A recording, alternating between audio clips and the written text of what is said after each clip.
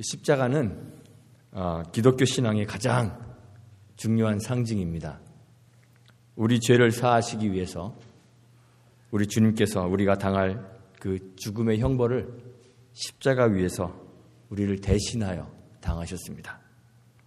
그래서 본래 십자가는 수치와 멸시 그리고 죽음과 저주의 형틀인데 이제 우리가 그 십자가를 사랑하게 되었습니다. 얼마나 사랑하는지 수치의 상징이었던 그 험한 십자가를 이제 우리는 여러 가지 보석으로 장식하고 치장하여서 목에 걸고 다니기도 하고 또 그 십자가를 노래로 만들어서 노래하기도 합니다. 바울도 그리스도의 십자가를 무척이나 사랑했던 사람입니다. 바울에게 유일한 자랑거리가 있다면 그 자랑거리는 바로 그리스도의 십자가였습니다. 갈라디아서 6장 14절에서 바울이 이야기하죠. 그러나 내게는 우리 주 예수 그리스도의 십자가 외에 결코 자랑할 것이 없다 이야기했습니다. 바울은 아예 십자가밖에 모르는 사람이었습니다. 고린도전서 2장 2절에서 내가 너희 중에서 예수 그리스도와 그의 십자가에 못 박히신 것 외에는 아무것도 알지 아니하기로 작정하였느니라 말하고 있습니다. 우리는 십자가를 소중히 여기고 종종 십자가에 대해서 얘기하고 또 십자가를 노래하기도 하는데 이런 십자가에 비해서 상대적으로 그리스도의 부활에 관하여서는 부활주일 하루를 제외하고는 교회에서도 거의 이야기하지 않는 것 같습니다. 그러나 우리 신앙에서 이 부활은 십자가만큼이나 소중하고 중요합니다. 고난주간을 그 십자가를 상징하는 고난주간을 다 지나고 나면 그 끝에는 항상 부활주일이 기다리고 있습니다. 부활은 기독교 신앙에서 가장 중요한 사건입니다. 그리스도의 십자가와 이 부활이 하나로 연결되어 있습니다. 십자가와 부활은 두 개의 다른 사건이 아니라 하나의 사건입니다. 영어에 No Cross, No Crown이라는 말이 있죠. 십자가 없이는 부활이 있을 수 없지만 그 반대로 부활이 없으면 그 십자가는 그저 의미 없는 비참한 형틀에 불과할 뿐입니다. 부활은 우리가 믿는 믿음, 그 하나님 신앙을 정말 가치 있는 것으로 만들어줍니다. 바울이 고린도전서 15장 17절 이하에서 말하죠. 그리스도께서 다시 사신 것이 없으면 너희의 믿음도 헛되고 너희가 여전히 죄 가운데 있을 것이요. 또한 그리스도 안에서 잠자는 자도 망하였으리니 만일 그리스도 안에서 우리의 바라는 것이 다만 이생뿐이면 모든 사람 가운데 우리가 더욱 불쌍한 자니라 바울이 이야기했습니다. 그리스도 십자가를 사랑하여 십자가만 자랑하고 십자가만 알겠다고 이야기했던 이 바울에게도 부활은 십자가와 함께 놓칠 수 없는 가장 중요한 신앙의 내용이었습니다. 그런데 이 부활이 우리의 신앙을 서고 넘어지게 하는 가장 중요한 사건이기 때문에 세상은 부활 신앙을 잘 받아들이지 못합니다. 받아들이지 않으려고 합니다. 여러 가지 이론들을 동원하여서 죽으셨다가 다시 육체로 부활하신 주님의 그 부활의 역사성을 애써 부정하려고 합니다. 왜냐하면 우리 주변에서 죽은 사람은 많이 봤어도 죽었다 다시 산 사람을 보지 못했기 때문에 그렇습니다. 세상은 부활이 없다고 단정짓습니다. 그리고 예수의 부활을 신앙하는 사람들을, 우리들을 참 어리석은 듯이 바라보고 경멸합니다. 그래서 어떤 사람들은 예수의 부활이 중요하다 말하면서도 예수의 부활은 육체적 부활이 아니라 그가 죽은 후에도 그가 가르치셨던 그의 가르침, 그의 교훈들이 여전히 살아서 그의 제자들과 후대들에게 감화를 주는 것, 그것이 주의 부활이라고 그렇게 타협하는 사람들도 있습니다. 어떤 사람들은 예수의 부활이 인류의 역사 가운데 실제로 일어난 일인지 아닌지 그 역사성에 관심을 가지는 것은 참된 바른 신앙의 태도가 아니라고 이야기하면서 부활은 단지 신앙적인 것으로 그 역사성과 상관없이 그냥 믿음으로 받아들이면 된다, 이렇게 주장하는 사람들도 있습니다. 그러나 우리 예수님이 역사 가운데서 실제로 부활하지 않으셨다면, 우리 예수님이 역사 속에서 그 육체로 실제로 부활하지 않으셨다면 우리는 하나님의 구원을 기대할 수도 없고 바울의 말처럼 모든 사람 가운데 더욱 불쌍한 사람밖에 될 수 없을 것입니다. 왜냐하면 구원은 우리가 무엇을 믿느냐, 우리가 어떻게 믿느냐에 달려있는 것이 아니라 우리를 변화시키시는 하나님의 그 역사에 달려있기 때문에 그렇습니다. 우리가 흔히 잘못 이해하고 있는 것이 있습니다. 우리는 믿음에 대해서 잘 안다고 생각하면서도 사실은 믿음이 무엇인지 잘 이해하지 못할 때가 있습니다. 성경은 우리에게 믿음으로 구원 얻는다고 이야기합니다. 그런데 믿음으로 구원 얻는 것이 무엇인지 우리가 잘못 이해할 때가 있다는 것입니다. 우리가 믿음으로 구원 얻는다는 것은 내가 무엇을 믿는다, 내가 믿는다라는 나의 믿음의 행위가 구원의 조건이 된다는 말이 아닙니다. 우리에게 구원의 조건은 오직 하나님의 은혜 외에는 없습니다.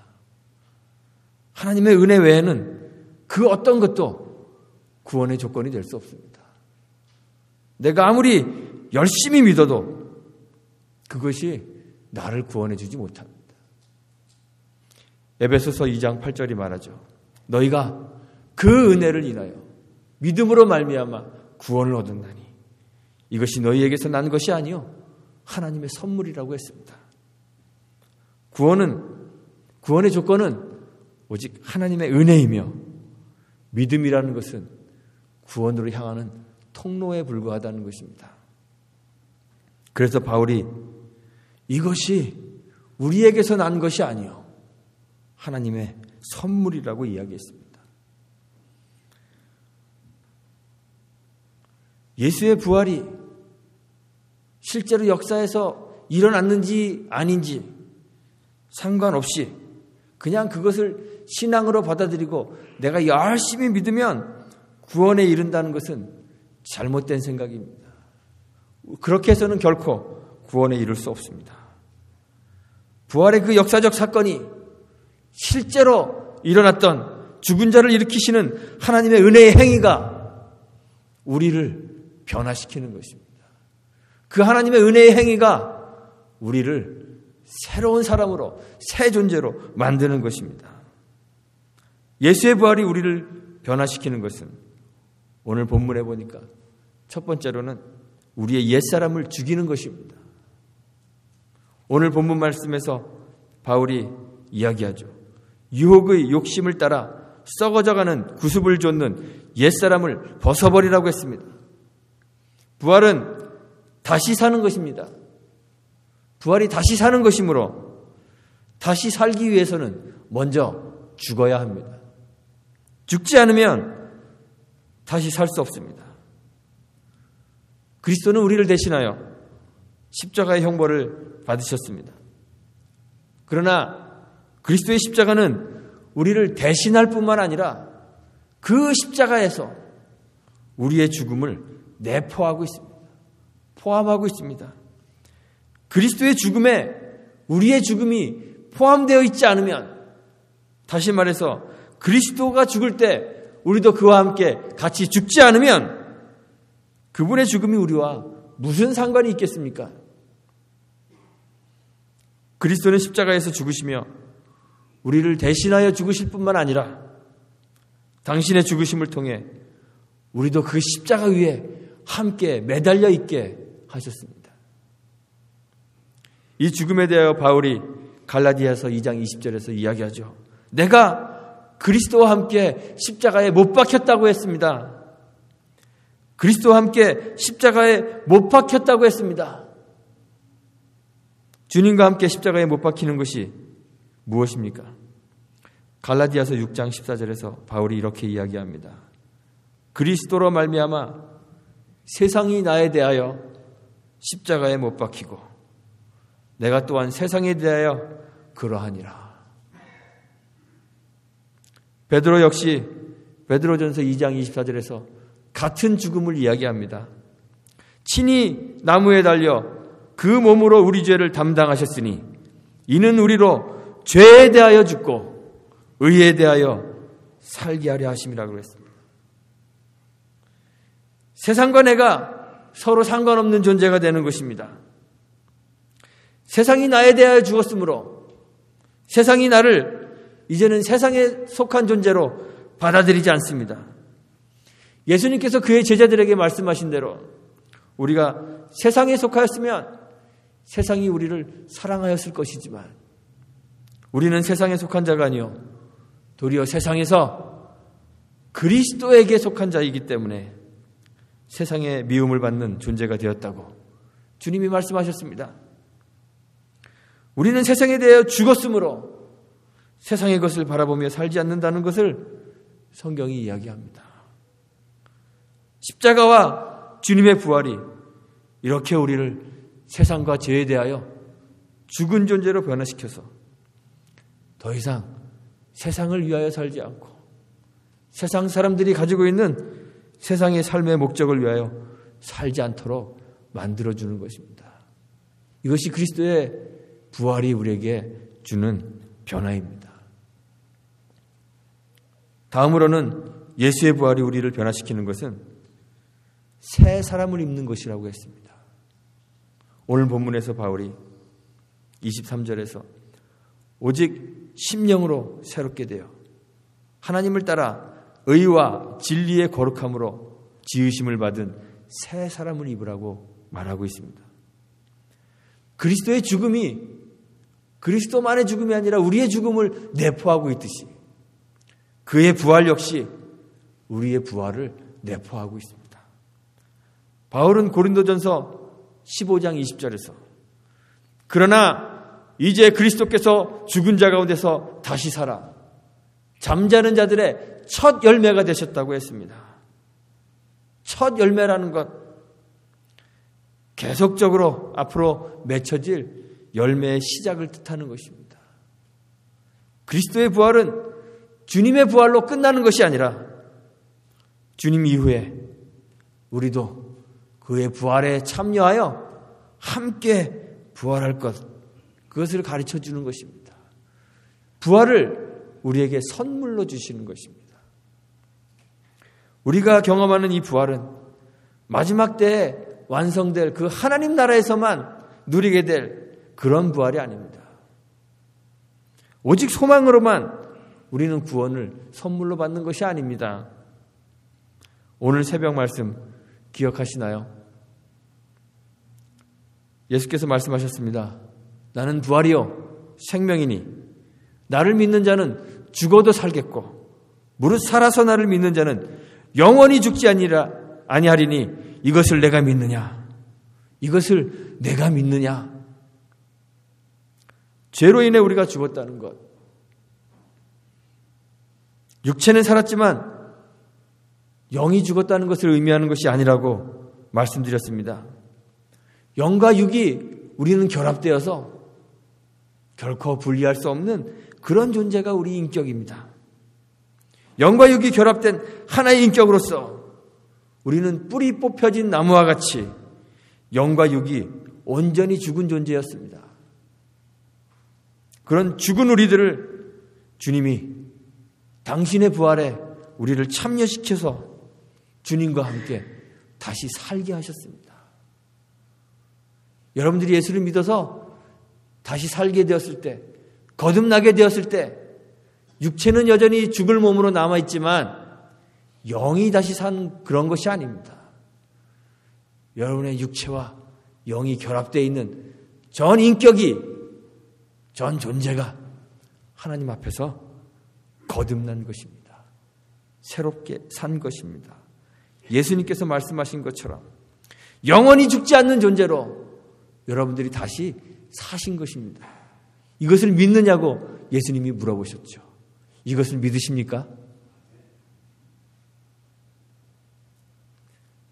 우리는 이제 영원한 생명이신 하나님 나라로 옮겨져 영원한 생명을 공급받게 되었습니다. 우리는 이제 다시 살아서 영원히 죽지 않는 존재가 되었다는 말입니다. 그래서 제가 아침에도 말씀드렸듯이 그리스도 안에 있는 사람들은 그 생명이 다할 때, 육신의 생명이 다할 때 죽는다고 이야기하지 않고 잔다고 이야기합니다. 이제 우리 몸은 죽는 것이 아니라 자게 되고, 그래서 주님께서 잠자고 있는 우리 성도들을 다시 깨우실 때, 일으키실 때 거룩한 변화된 몸으로 잠에서 깨어 일어나게 되는 것입니다. 우리의 부활은 새로운 몸으로 일어나게 될 저 하늘나라에서 완성될 것이지만 이미 여기서 시작된 것입니다. 그래서 우리는 영원한 존재로 거듭나서 세상에 대하여 죽고 의에 대하여 살게 되는 것이죠. 그래서 이제 세상에 대하여 죽고 의에 대하여 살게 된 우리들은 의의 삶, 생명의 삶을 사는 존재로 변화된 것입니다. 여러분들은 이제 더 이상 죽음의 종노릇하는, 죽을 수밖에 없는 육체의 연약함을 가지고 살아가는 존재들이 아니라 죽을 수 없는 의와 생명의 존재로 거듭나셨습니다. 이제 더 이상 죄와 사망의 양분이 아니라 의와 생명의 양분을 빨아들이는 나무가 되셨습니다. 새 사람으로 의와 생명의 열매를 맺는 우리들이 되어야 되지 않겠습니까? 이것이 주의 부활이 우리에게 가져온 변화입니다.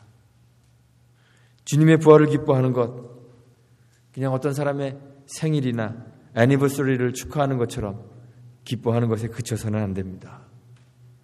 매년 한 번씩 돌아오는 이 부활주일에 그냥 결혼기념일 축하하듯 그렇게 축하하는 것이 부활주일을 기뻐하는 것이 아닙니다. 주의 부활이 기쁜 것은 주님의 죽으심과 그 부활이 가져온 우리 존재의 변화 때문이어야 합니다. 이 변화를 경험하지 못하면, 이 변화가 없으면 주님의 죽으심과 그의 부활은 우리와 아무런 상관이 없습니다. 주님과 함께 죽으셨습니까?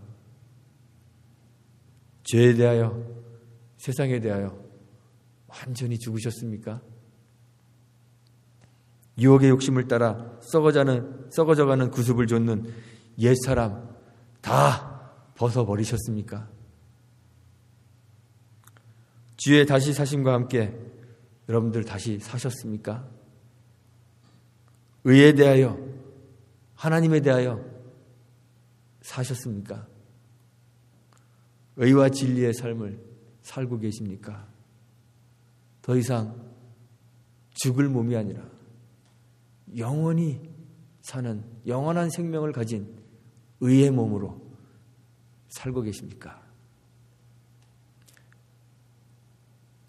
주님의 부활이 여러분들에게 그것을 묻는 것입니다. 우리가 이 모든 물음에 아멘 이라고 대답할 때 참다운 부활의 기쁨을 누리고 그것을 기뻐할 수 있게 되는 것이죠. 우리 삶에 그리스도의 부활로 인한 이 변화가 있기를 간절히 소망합니다. 예수와 함께 부활에 참여하여 새 사람으로 다시 살게 되기를 원합니다.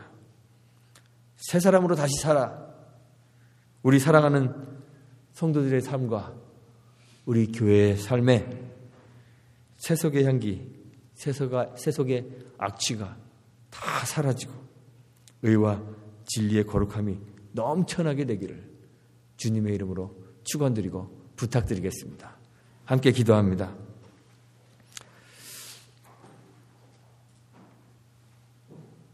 하나님 감사합니다.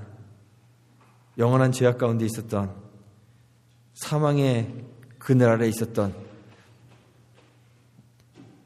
우리들에게 부활의 소망을 주셨을 뿐만 아니라 그 부활이 이미 이 땅에서 여기서 시작되게 하셔서 의와 생명의 삶을 살 수 있도록 은혜 주신 것 감사합니다.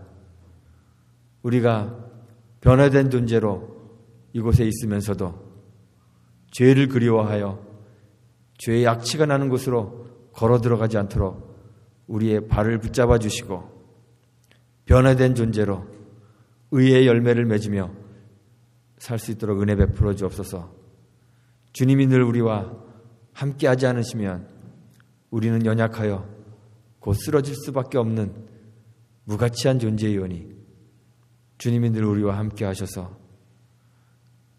이 의와 생명을 지키며 그 안에서 살아가도록 복 내려 주옵소서. 주님의 부활을 진정으로 기뻐하며 그 부활에 함께 참여하는 우리 모두가 되도록 주님 함께하여 주옵소서. 예수님의 이름으로 기도합니다. 아멘.